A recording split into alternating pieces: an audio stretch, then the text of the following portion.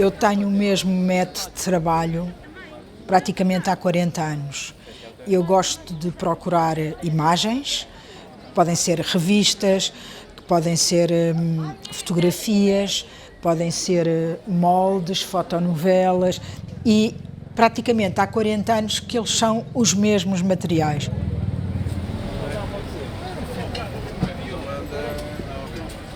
Eu encontro-os em espólios, começou pelo espólio da família, depois também há espólio de amigos que vêm ter comigo e perguntam se eu estou interessada, e eu própria encontro esses materiais na Feira da Ladra em Lisboa, no Rastro em Madrid, no Marché aux Puces em Paris. Mas eu tenho tanto material guardado que penso que nem precisaria de procurar mais.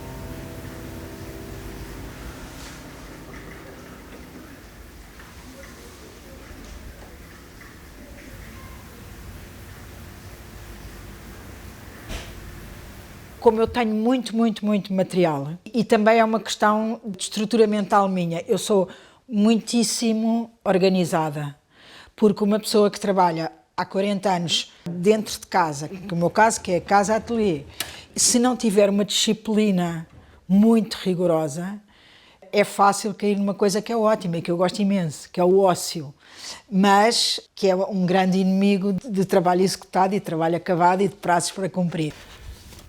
Isto são revistas antigas, isto são moldes, não, são amostras do antigo ateliê do meu pai, de arquitetura.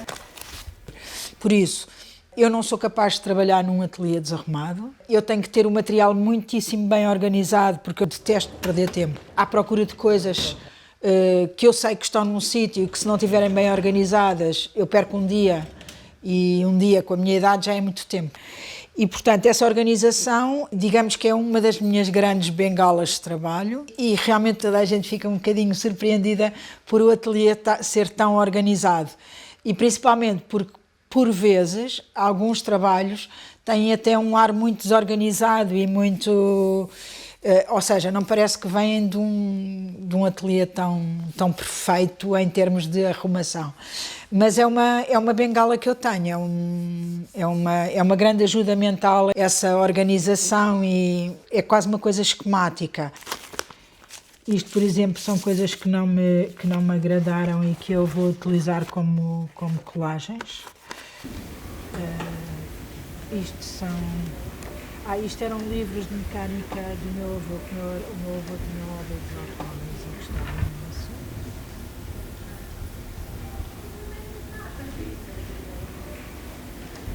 A única coisa que eu odeio fazer, e por isso eu tenho tantos, eu odeio lavar pincéis, odeio mesmo lavar pincéis. Então eu tenho muitos porque vou pondo todos dentro de um balde, quando estou a pintar, vou pondo e depois assim ao fim do mês ou coisa assim, lavo os pincéis. O que significa que muitas vezes há pincéis que vão para o lixo.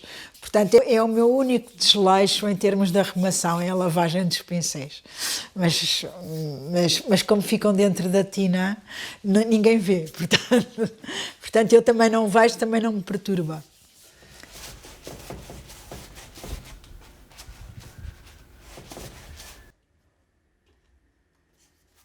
Para já eu nunca começo a trabalhar uma tela em branco. Quando a tela está em branco, eu tenho que a sujar. Por isso dou sempre assim uma base.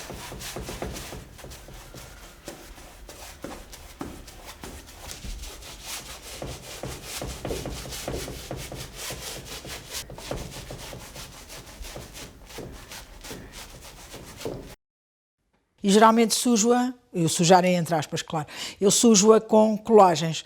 Por exemplo, eu posso utilizar isto fazendo o seguinte, ou seja, para não ter a tela em branco, eu chego aqui, tiro uma folha e utilizo isto e forro uma tela inteira com esta base. Independentemente, não estou a tomar atenção às frases escritas, às imagens, não, estou pura e simplesmente a quebrar o branco da tela.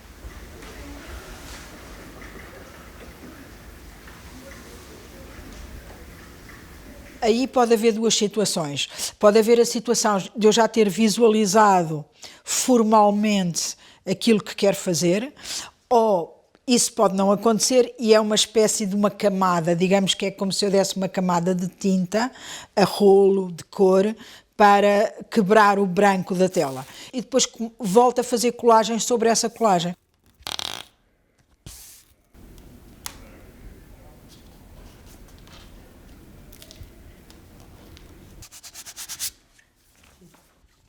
E depois, se por acaso, imagino, ao terminar esse, digamos, preenchimento, eu ficar satisfeita com algumas situações, eu aproveito-as. Se eu não ficar satisfeita com nada, eu dou-lhe uma base de uma cor muito transparente por cima e o branco da tela desapareceu, mas também não ficou esta base, digamos assim.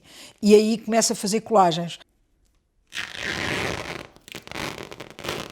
É uma pintura por camadas. Põe-se uma coisa, não se gosta, tapa-se, gosta-se, aproveita-se, depois não se gosta noutro sítio, tapa-se com outro. Eu penso que isso cada vez é mais visível. É um processo de trabalho que eu gosto. Gasta-se muita fita.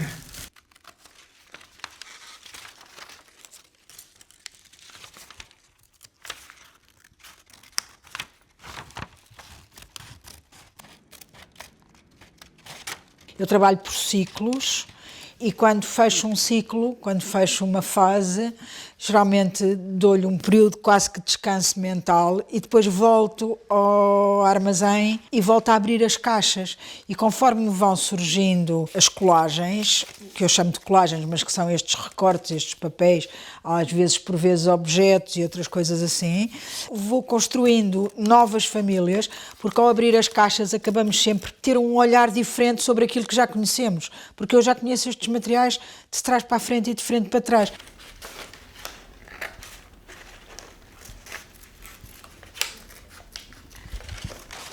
Eu costumo dizer, numa situação um bocadinho mais divertida, que é, principalmente a pintura com colagens, é como se fosse uma receita de cozinha em que os ingredientes continuam a ser os mesmos, mas a receita muda, ou seja, consegue-se fazer outro, digamos, entre aspas, outro prato com os mesmos ingredientes.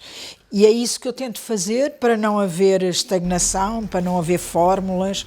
Mas se eu for muito honesta comigo e for analisar os materiais que uso, eles são rigorosamente os mesmos praticamente há 40 anos.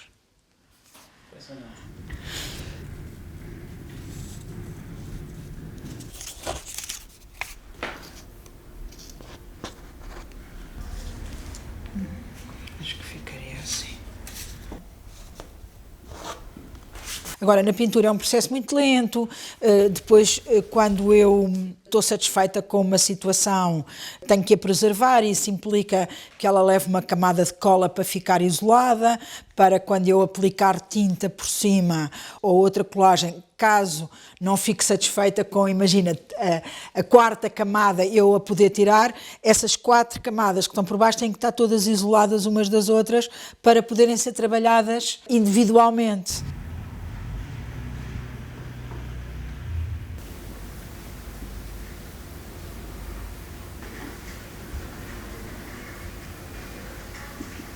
Isso tudo demora muito tempo, mas isso é muito bom porque enquanto estou nesse processo dá para pensar muito no que é que se quer fazer com essa tela. Portanto, eu nunca parto, em princípio, com nada pré-estabelecido, porque a maior parte das vezes a mão não obedece à cabeça. E, portanto, já cheguei à conclusão que não vale a pena lutar contra a inépcia da mão, estar a tentar fazer uma coisa que às vezes a mão não consegue.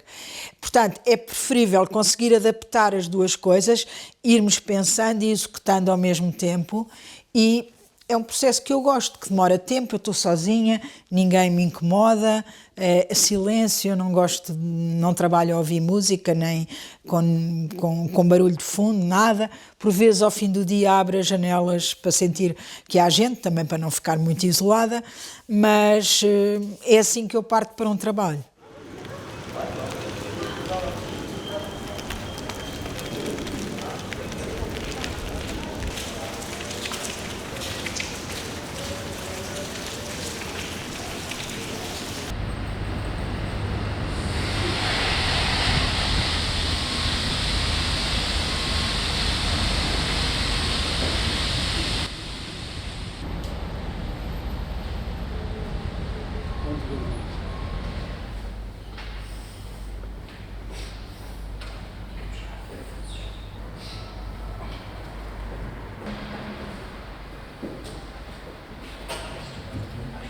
Defino-me sempre como pintora, porque eu, quando tirei o curso, eu tirei o curso de pintura.